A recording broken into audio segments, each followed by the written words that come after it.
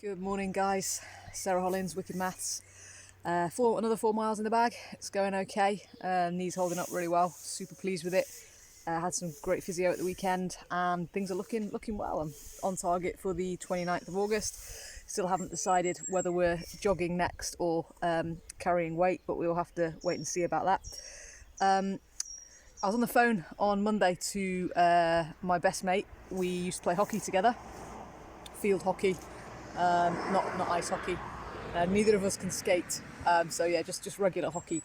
We played in a really successful school team. We played in some club teams, and she played in a county team.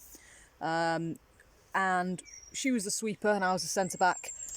And we were talking about our school team was unbeaten in years and years and years. And in year 11. We used to train on a Tuesday and then play matches Thursday and Saturday. And in year 11, we went on this really irritating run of goalless draws. We had over 10 goalless draws. Now, our team was a really together team. We'd played together for 4 or 5 years. We'd been to Spain once or twice on hockey tours, played against some amazing teams and beaten them. We beat Gibraltar 1-0. We gave Ben Al-Madinah a really good run for their money and stuff like that. We were a very successful team. Although we were just an ordinary state school, we were invited to lots of posh schools tournaments. So we'd go and play at all these extra hockey tournaments, having time off school. It was amazing. But in the league, in the sort of unofficial league that we had, these 2 matches a week, we were having goalless draw after goalless draw after goalless draw.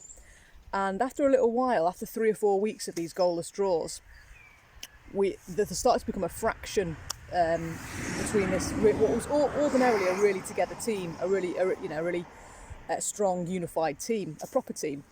But what we realised was the attackers and the midfielders were going out on Friday nights, going out, staying late. Some of them were drinking, underage drinking, and the defenders and the goalkeeper and the defence weren't doing that. So once we found that out, there was some quite heated arguments in the dressing room and elsewhere, because we were keeping a clean sheet every week, every single week, clean sheet, no goals conceded. We were playing against some really tough teams as well, because we'd been around as a team for 4 or 5 years. All the other teams knew us; they wanted to beat us. We were the Man United, if you like. And everyone was coming, like the Man United of the 90s and the noughties. Everyone was coming to try to do over, the best team. And we were resisting, fighting really hard for these goalless draws. And obviously no goals were being scored. And it was because, people were going out on a Friday night. Not good enough. We had matches on a Saturday morning. So how that applies to you is next year is going to be tough, because, your teacher's going to be stressing because you haven't learned a load of stuff that you need to learn for your exams.